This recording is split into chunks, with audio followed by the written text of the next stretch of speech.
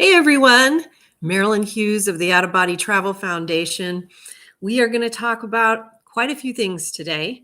Our theme is going to be the highest mystical summits.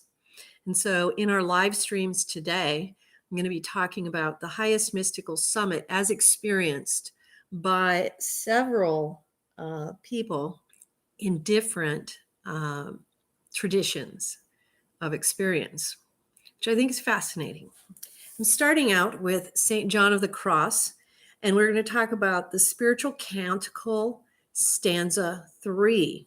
But I wanted to read something to you from Father Thomas Dubay, deceased, one of my favorite teachers on the contemplative life. He did a lot of wonderful things in his life. He had a series on contemplation that you can no longer get, which is a tragedy in my view. This is one of his books. This is a fantastic book. It's called Fire Within.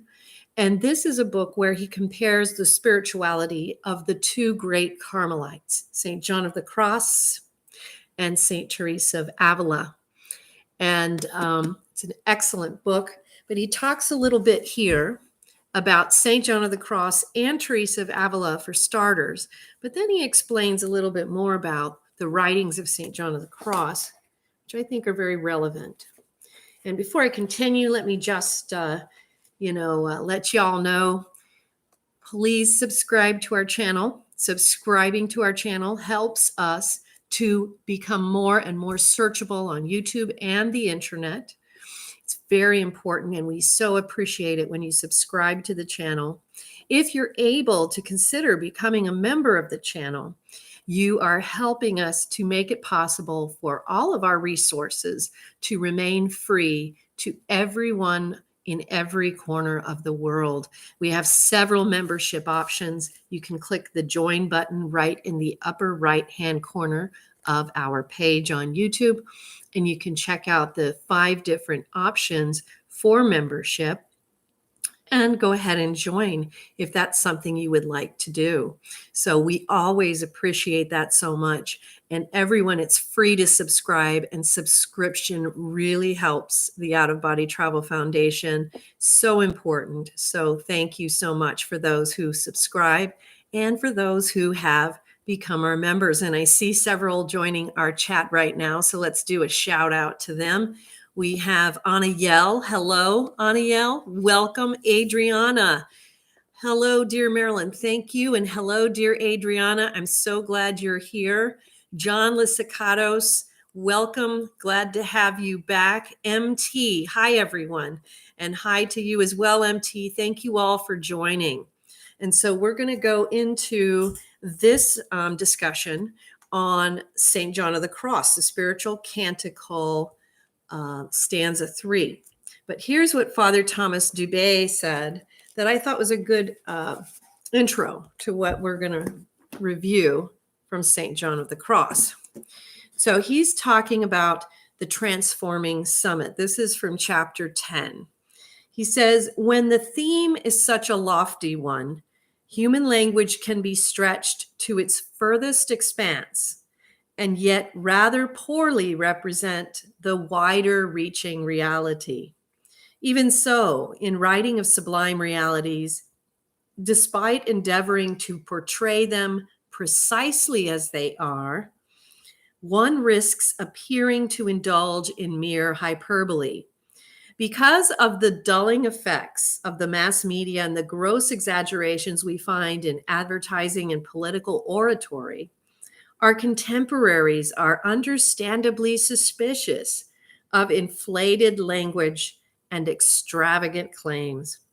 Our problem in this chapter is that the Teresian and San Juanist descriptions of the culminating apex of contemplative communion with the indwelling Trinity press even poetic song to its outer boundaries. Perhaps one should say its inner limits as well. The two Carmelites were not the first to wrestle with this problem, and they will not be the last. St. Paul pushed his Greek to its furthest frontier, when he attempted to explain to the Ephesians what a profound immersion in God is like. Referring to the love of Christ that surpasses all human knowing, the apostle longed for the recipients of his letter to be filled with the utter fullness of God. Hello, Andy. Welcome, and thank you for joining our live stream. Thank you so much. This staggering statement is incapable of exaggeration. Let me give you the statement again so you see. This is from St. Paul. The apostle longed for the recipients of his letter to be, quote, filled with the utter fullness of God. And this is what he says is incapable of exaggeration. Yet he goes on to remark that God's working in us can do infinitely more than we can ask or imagine. Infinitely more. If anyone is tempted to think either the later mystics are overstating what occurs in the transforming union or that this summit is not for everyone, I would simply invite the doubter to stop, to reread Ephesians 3:19 through 20, and then to think about it seriously for 5 uninterrupted moments. I like what Father Thomas Dubé is doing here because he is pointing out something that I have definitely experienced as a mystic, and obviously many others long before me and will continue after me, that there is no way to exaggerate the fullness of this divine mystical summit. There's no way to exaggerate it. The reality, on the other hand, in a world, as Father Thomas Dubé points out, in a world where exaggeration is, part and parcel of everyday life, the reality with mystical summits, the mystical union with God, is that there is no way to fully express it. There is none. And there is no way to exaggerate it when a soul experiences it. It cannot be exaggerated. It is that lofty, that grand, that far beyond our human conception of experience. So I love how he's addressing this. In a world of exaggeration, of a lot of trivial, unimportant things, we mustn't be tempted to think that the mystics are exaggerating the highest transforming summit of mystical union with God. So here, I'll continue here just because he's just so good.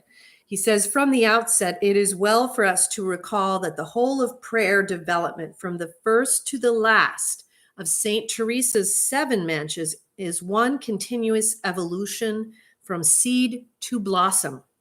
The transforming union is in its basic essence neither vision nor revelation. It is communion come to maturity, a communion that brings along with it the culmination of a slow growth in holiness that has been taking place all through the development of infused prayer. How important is that for us to know? It is a slow progression that comes through our prayer life. Hold on, lost my place. There it is. Okay. At this summit, the unforced divine invasion reaches its fullness. The knowing, loving, delighting fusion between God and man reaches its non-pantheistic consummation. Atomica, welcome and thank you. Thank you so much. We have a new Seraphim member, and I am so grateful to you, Atomica. When people become members, you are making it possible for us to keep our resources free to everyone in every corner of the world. And as we all know, there are many corners of the world that are bedecked in poverty that we can't even imagine, who would never be able to have access to things like this if it could not be free. So thank you, Atomica. Thank you. And of course, thank you to all of our members, many of whom are here with us right now. Very appreciated. It means so much, so much. And so going on here, this new creation is found not only in prayerful solitude, but also in the multiplicities of daily life.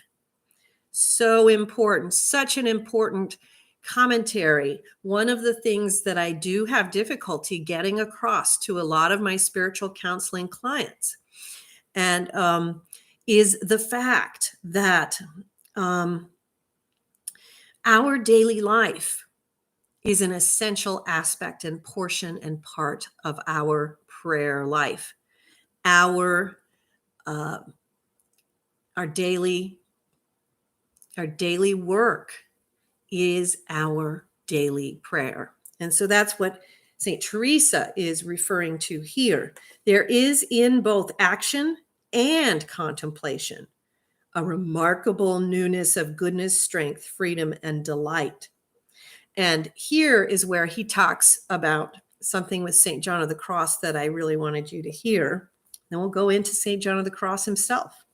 St. John's descriptive organization of prayer growth differs from the sevenfold scheme of St. Teresa. While the two saints agree in all essentials except the confirmation in grace, they approach the issue of development from two diverse points of view. How important is this for us to know? John begins with our need for purification. What's the word I'm always using? Purification. For only the pure can commune deeply with the all pure one. The two basic liberations from faults and imperfections we have considered. As we are freed progressively more and more from obstacles to the divine infusion, we are slowly transformed in a deepening union with the indwelling Father, Son, and Spirit. When this purification is completed in the second night of Spirit, the transforming union is given. The summit is reached. So that's Father Thomas Dubé's analysis there of the transforming summit, and comparing it with the two Carmelites, St. John of the Cross, St. Teresa of Avila. That's what this book is about, Fire Within, Father Thomas Dubé, excellent book. And he compares the spiritual teachings of the two great Carmelites, St. Teresa of Avila, St. John of the Cross. So now I'm going to pull out this great book, which is the collected works of St. John of the Cross. And we are going to the Spiritual Canticle, Stanza 3. And I wanted to read this because this is part of the transformative summit that we were just hearing about from Father Thomas Dubé. But this is St. John of the Cross's analysis and experience of it. And let me just take a little look over here. Atomica says, I am so grateful to you, Marilynn. Oh, thank you. That is extremely kind. Thank you very much. I'm so grateful if the work that we have put out there has helped you. That makes me very happy. So thank you so much. Adriana welcomes Atomica. Thank you for doing that, Adriana. Atomica, thank you. Yes, so Atomica, it's great to have you, and I hope you stick with us on the live streams today. I got a little carried away. We're going to have 3 live streams of teachings, and then we will have a question and answer live stream. So I hope you will stay with us. So that would be fantastic. So on stanza 3 of the Spiritual Canticle with St. John of the Cross, St. John of the Cross says, seeking my love, I will head for the mountains and for water sides. I will not gather flowers, nor fear wild beasts. I will go beyond strong men and frontiers. And it starts out with a short commentary by the editor, which says, the soul is aware that neither her sighs and prayers nor the help of good intermediaries about which she spoke in stanzas 1 and 2 are sufficient for her to find her beloved. Since the desire in which she seeks him is authentic and her love intense, she does not want to leave any possible means untried. The soul that truly loves God is not slothful in doing all she can to find the Son of God, her beloved. Even after she has done everything, she is dissatisfied and thinks she has done nothing. And accordingly, she seeks him in this third stanza. She desires to look for him herself through works. And she describes the method to be employed in order to find him. She must practice the virtues and engage in the spiritual exercises of both the active and the contemplative life. As a result, she must tolerate no delights or comforts. And the powers and snares of her three enemies, the world, the flesh, and the devil, must neither detain nor impede her. And this, of course, is St. John of the Cross explaining his own poetry. And he says that she says, seeking my love. That is seeking my beloved. She points out here that for the attainment of God, it is not enough to pray with the heart and the tongue and receive favors from others, but that together with this, a soul must, through its own efforts, do everything possible. God usually esteems a work done by the individual himself more than many others done for him. And mindful of the words of the beloved, seek and you shall find, from Luke 11:9, the soul decides to go out searching for him in the way we mentioned, to seek him through works, that she may not be left without finding him. Many desire that God cost them no more than words. What a powerful line. Many desire that God cost them no more than words, and even these they say badly. They scarcely desire to do anything for him that might cost them something. Some would not even rise from a place of their liking if they were not to receive thereby some delight from God in their mouth and heart. They will not even take one step to mortify themselves and lose some of their satisfactions, comforts, and useless desires. Yet unless they go in search for God, they will not find him, no matter how much they cry for him. The bride of the Canticle cried after him, but did not find him until she went out looking for him. She affirms, in my bed by night I sought him whom my soul loves. I sought him and did not find him.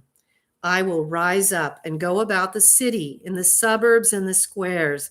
I will look for him whom my soul loves. And she says that she found him after undergoing some trials. He who seeks God and yet wants his own satisfaction and rest seeks him at night and thus will not find him. He who looks for him through the practice and works of the virtues and gets up from the bed of his own satisfaction and delight seeks him by day and thus will find him. What is not found at night appears during the day. The bridegroom himself points this out in the Book of Wisdom. Wisdom is bright and never fades, and is easily seen by them that love her, and found by them that seek her. She goes out before them that covet her, that she might first show herself to them. He who awakes early in the morning to seek her shall not labor, because he will find her seated at the door of his house. That's from Wisdom 6:13 through 15. This passage indicates that when the soul has departed from the house of her own will and the bed of her own satisfaction, she will find outside divine wisdom, the Son of God, her spouse. As a result, she says here, seeking my love. I will head for the mountains and for watersides.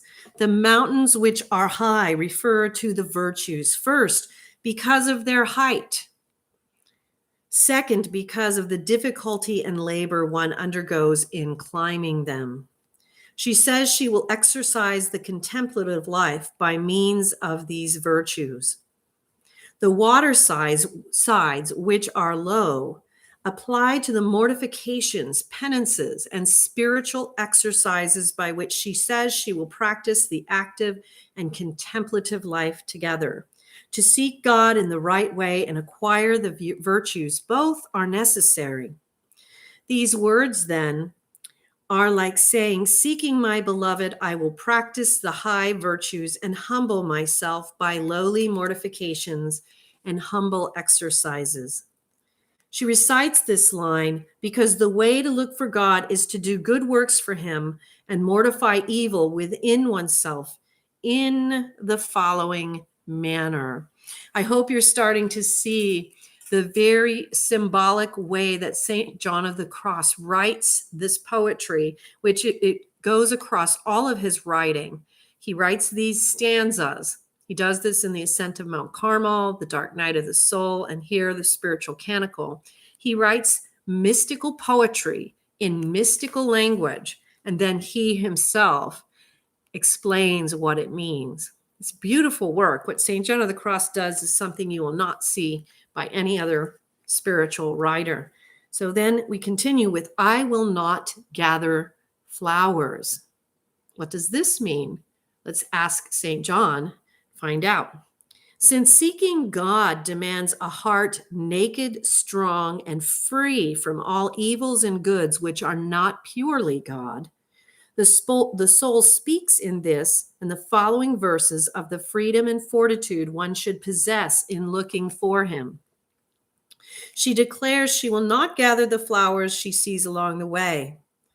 The flowers are all the gratifications, satisfactions, and delights which may be offered to her in this life, and which will hinder her should she desire to gather and accept them.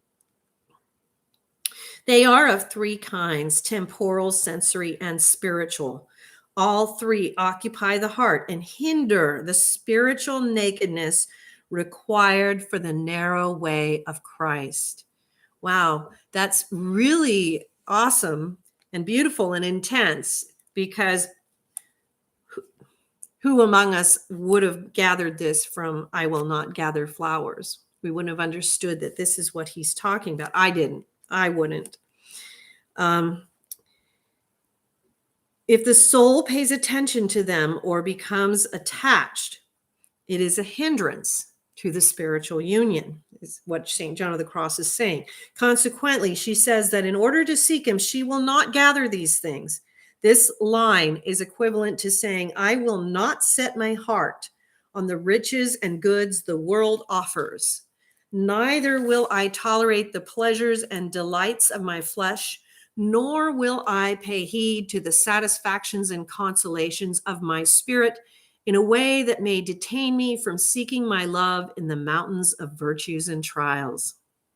She makes this declaration in order to take the advice of the prophet David, who gives those,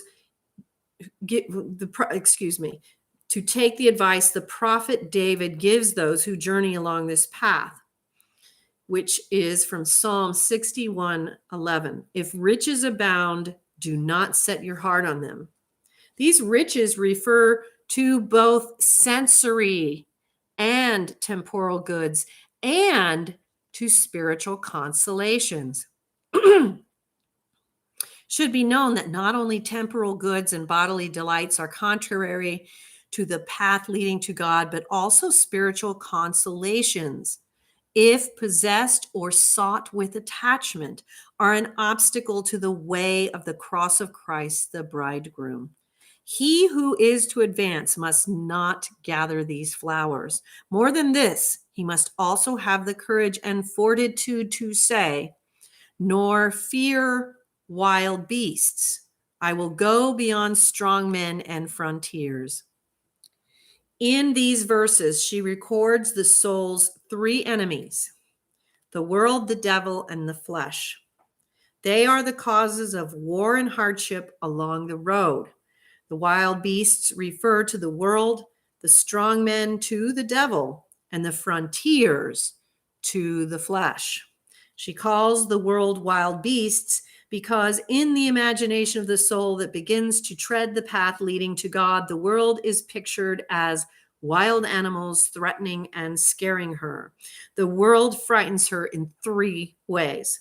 First, it makes her think she must live without its favor and lose her friends, reputation, importance, and even wealth. Second, through another beast no less ferocious. It makes her wonder how she will ever endure the permanent lack of the contentments and delights of the world and all its comforts. And the third is still worse. It makes her think that tongues will rise up against her and mock her, that there will be many remarks and jeers, and that she will be considered almost worthless. These fears are brought before some souls in such a way that not only does perseverance against these wild beasts become most difficult, but it even becomes difficult to determine to embark on this road. And I think all of us who have sought the spiritual path can relate very much to what he is speaking of here.